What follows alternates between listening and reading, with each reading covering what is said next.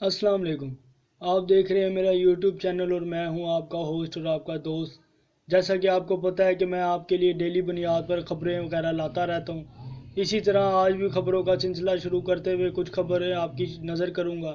اس سے پہلے کہ میں خبریں آپ کی نظر کروں، میرے چینل کو سبسکرائب کریں، لائک کریں، اچھے اچھے کومنٹس کریں اور اسے شیئر کریں تاکہ ڈیلی بنیاد کے اوپر میں آپ کے لیے اس طرح کی ویڈیوز لا سکوں۔ بہت بہت شکریہ، بہت بہت مہربانی۔ لاہور، یہ پہلی جو خبر ہے وہ ہے عمران خان کی۔ عمران خان کی 5 مقدمات میں فاسدی ضمانت میں 27 مارچ تک توسیع۔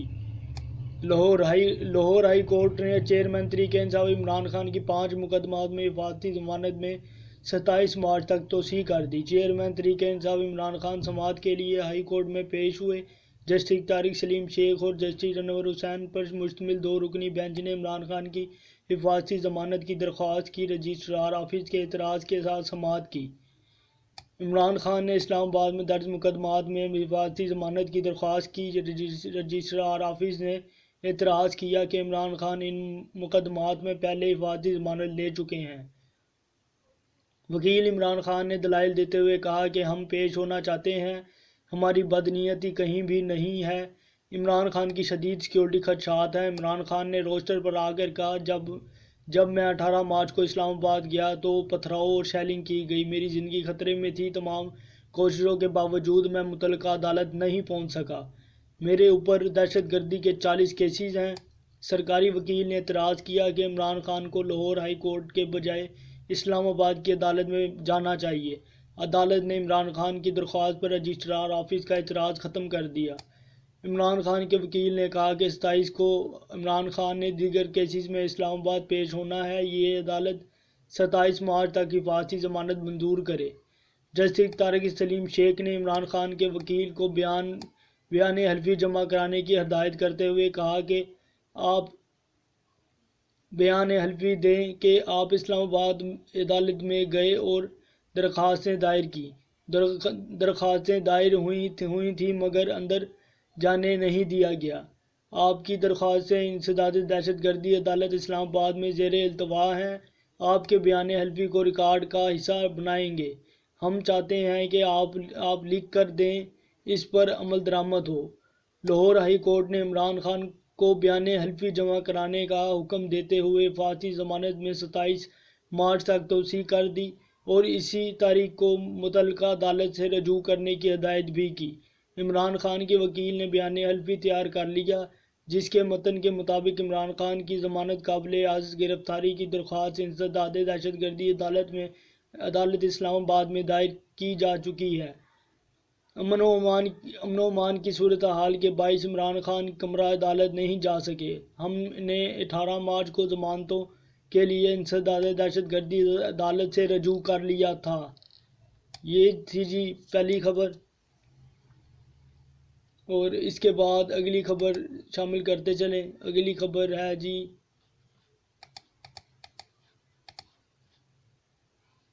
زمان پارک آپریشن میں برآمد اسلحہ غیر قانونی نکلا۔ لاہور زمان پارک انسداد تجاوزات آپریشن کے دوران برآمد ہونے والا تمام اسلحہ غیر لائسنسی اور غیر قانونی تھا۔ پولیس ذرائع کے مطابق برآمد ہونے والا اسلحہ کہاں استعمال ہوا، یہ جاننے کے لیے فورینزک ہوگا، جبکہ شبہ ہے کہ وزیر آباد مارچ حملے میں 2 طرفہ فائرنگ کے دوران یہی اسلحہ استعمال ہوا۔ کارکنان معظم پر گولیاں کس اسلحے سے چلائی گئیں، اس حوالے سے حقائق مزید واضح ہوں گے، جبکہ حتمی حقائق فورینسک رپورٹ میں واضح ہوں گے۔ واضح رہے کہ دوران آپریشن 13 SMGs، 7 کلاشنکوف اور 340 گولیاں برآمد ہوئی تھیں۔ نون لیگ کی عمران خان کے جھوٹے بیانیے کے خلاف حکمت عملی تیار۔ لاہور، پاکستان مسلم لیگ نون نے عمران خان کے جھوٹے بیانیے کے خلاف حکمت عملی تیار کر لی ہے۔ ذرائع کے مطابق مسلم لیگ نون کے ذرائع سے ملنے والی اطلاعات کے مطابق مسلم لیگ نون کا لگی پٹی رکھے بغیر کردار اور حقائق عوام کے سامنے منکشف کرنے کا فیصلہ کیا گیا، جس کے لیے مریم نواز شریف تنظیمی کنونشنز اور عوامی اجتماعات کو حقائق عوام تک پہنچانے کے لیے استعمال کریں گی۔ ذرائع کا کہنا ہے کہ مریم نواز شریف پیر سے عوامی سطح پر عمران خان کے مقامی اور انٹرنیشنل ہینڈلز کو بے نقاب کریں گی۔ مریم نواز شریف پیر کو قصور جائیں گی، جہاں تنظیمی کنونشن سے خطاب کے دوران اہم حقائق سے پردہ اٹھائیں گی۔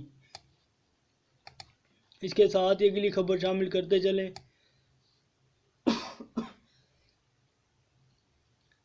صدر مملکت کا وزیر اعظم کو خط، الیکشن کے ممکنہ التوا اور گرفتاریوں پر اظہار تشویش۔ صدر مملکت ڈاکٹر عارف علوی نے وزیر اعظم شہباز شریف کو خط لکھ دیا، جس میں انہوں نے پنجاب اور خیبر پختونخوا میں الیکشن کا انعقاد یقینی بنانے اور سیاسی کارکنان کے گرفتاریاں روکنے پر زور دیا۔ صدر مملکت ڈاکٹر عارف علوی نے اپنے خط میں لکھا کہ توہین عدالت سمیت مزید پیچیدگیوں سے بچنے کے لیے وزیر اعظم وفاقی اور صوبائی حکومتوں کے متعلقہ حکام کو پنجاب اور خیبر پختونخوا میں مقررہ وقت میں عام انتخابات کے لیے الیکشن کمیشن کی معاونت کی ہدایت کریں۔ وفاقی اور صوبائی حکومتوں کے تمام متعلقہ انتظامیہ حکام کو انسانی حقوق کی پامالی سے باز رہنے کی ہدایت کی جائے۔ انہوں نے لکھا کہ ماضی قریب میں پرنٹ، الیکٹرانک اور سوشل میڈیا نے بنیادی اور انسانی حقوق کی واضح خلاف ورزی کے واقعات کو اجاگر کیا ہے۔ ایسے واقعات کے تدارک اور اصلاح کے لیے انہیں وزیر اعظم کے نوٹس میں لانے کی ضرورت تھی۔ عارف علوی نے لکھا کہ آرٹیکل 105 اور 112 کے تحت صوبائی اسمبلیوں کی تحلیل پر آرٹیکل 224 کے تحت 90 دن کے اندر انتخابات کرانا ضروری ہے۔ سپریم کورٹ نے ای سی پی کو صدر کو 90 دن کے اندر انتخابات کرانے کے لیے تاریخیں تجویز کرنے کا حکم دیا۔ گورنر خیبر پختونخوا کو بھی صوبائی اسمبلیوں کے لیے ٹائم فریم کے مطابق عام انتخابات کے انعقاد کے لیے تاریخ مقرر کرنے کا حکم دیا گیا تھا۔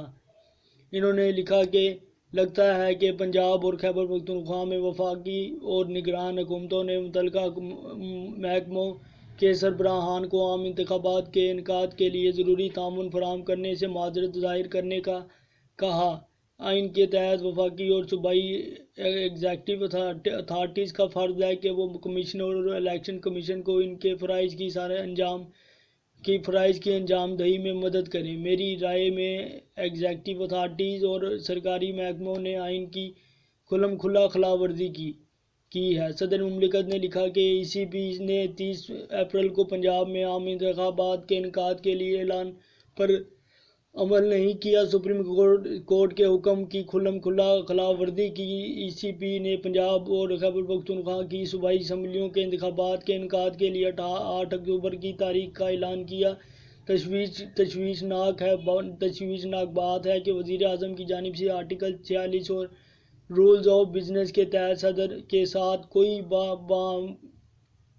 باہمی مشاورت نہیں کی گئی۔ صدر مملکت نے خط میں وزیر اعظم کی توجہ انسانی حقوق کی خلاف ورزیوں کی جانب بھی